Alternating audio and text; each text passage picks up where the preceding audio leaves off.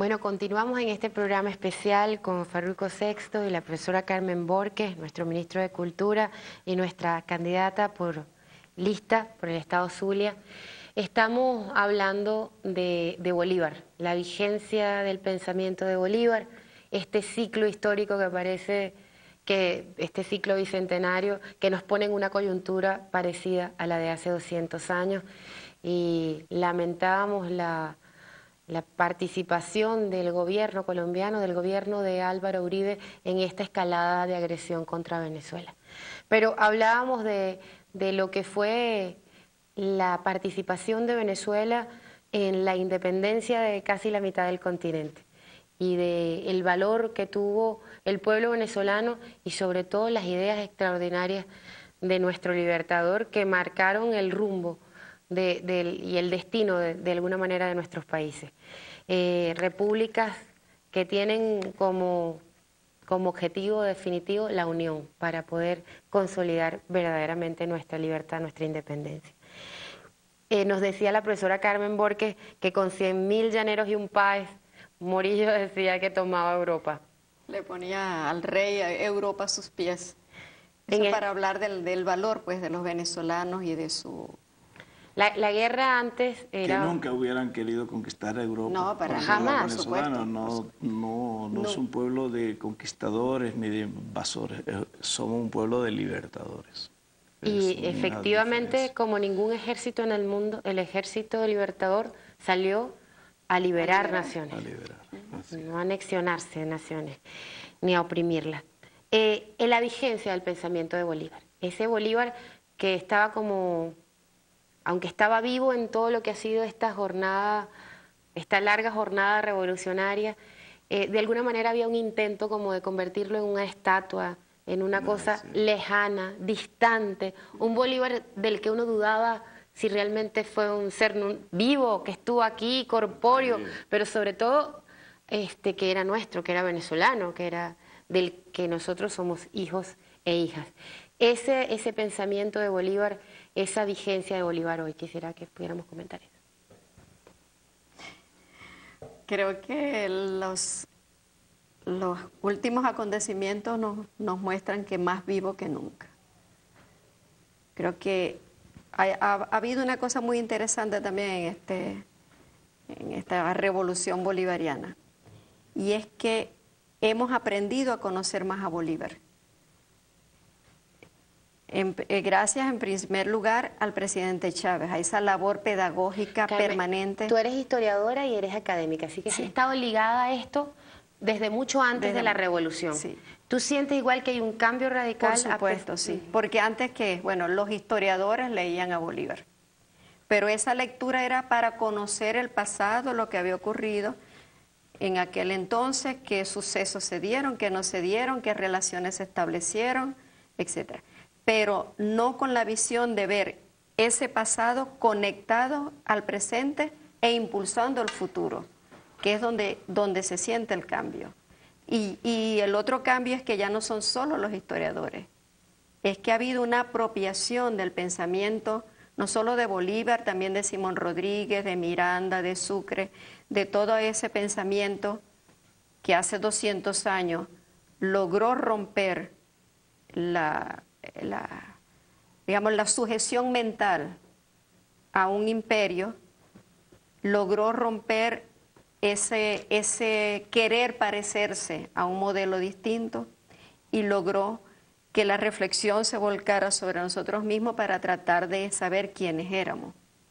Entonces, ese pensamiento tú lo ves ahora, ya no una cosa del pasado, es algo que te está explicando el presente, que te permite, además, poder determinar bien las amenazas que tienes enfrente y hasta te da ejemplos de cómo enfrentarlas, de cómo superarlas y de cómo la constancia, la inteligencia y el conocimiento cada vez más profundo de la situación te permite diseñar estrategias hacia el futuro. Entonces ahora tú tienes una historia que se junta con el presente y que a partir de esa memoria pasada y de este presente de lucha que tiene mucha semejanza con la anterior, en cuanto a que en esencia es la misma lucha, es un pueblo luchando contra un imperio. Entonces eso te da fuerza, te permite además mirar hacia el futuro y saber que puedes construirlo. Porque bueno, nosotros decimos ahora no se dio la unidad y Bolívar terminó implorando por esa unidad. Pero Bolívar nunca tuvo un pensamiento derrotista durante todo el tiempo de lucha.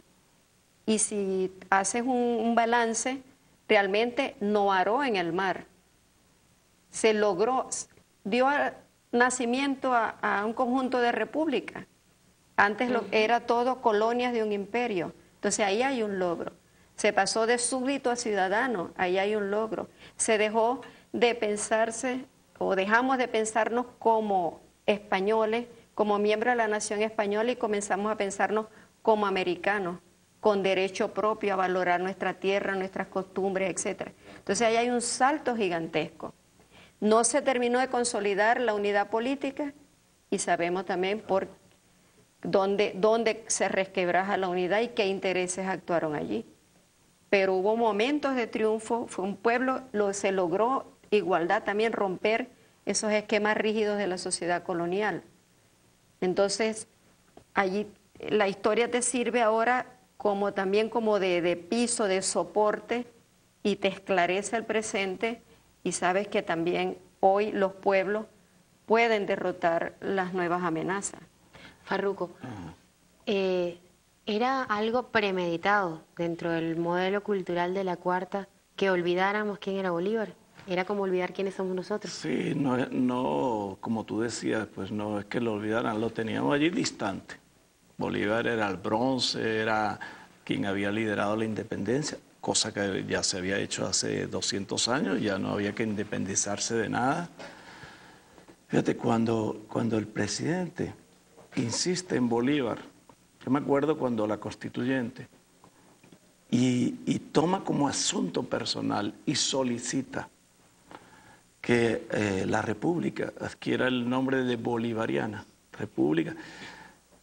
Mucha gente, yo recuerdo muchos comentarios, discusión de ese momento, lo veía como una suerte de excentricidad del presidente y como una concesión que había que hacerle al presidente. Él era el jefe, él era el líder. Le gusta Bolívar, cree que es importante, hagamos esa concesión.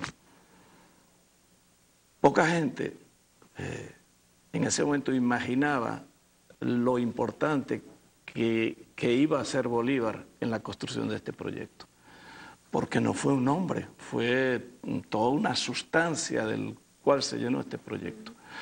Gracias a, yo creo que al presidente. Yo creo que él nos metió a Bolívar, que estaba en nuestra conciencia, estaba en nuestra inteligencia, en nuestro entendimiento, estaba en el corazón, pero nos lo ha metido de una manera tan grande en el alma,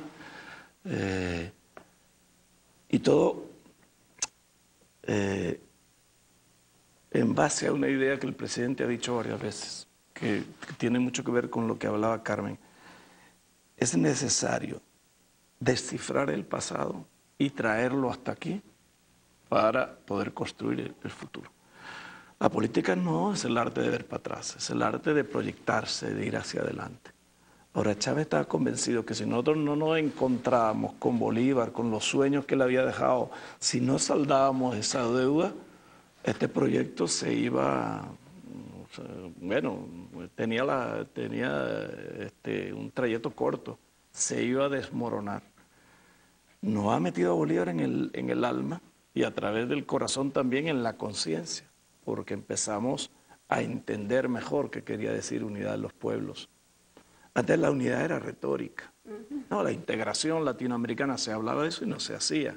Ahora lo vivimos con el alma. Ahora vivimos, por ejemplo, los cubanos, los venezolanos, es que somos más allá que hermanos. Es como una cosa muy, muy unida. Bolivia, ¿cómo se nos ha metido los bolivianos? Y a nivel de pueblos, los argentinos, entre nosotros, los pueblos, tú ves que cuando el presidente va al Uruguay, o va a Argentina, o va a Brasil, la movilización popular de apoyo, de expresión de afecto. Y ahora tú me dices,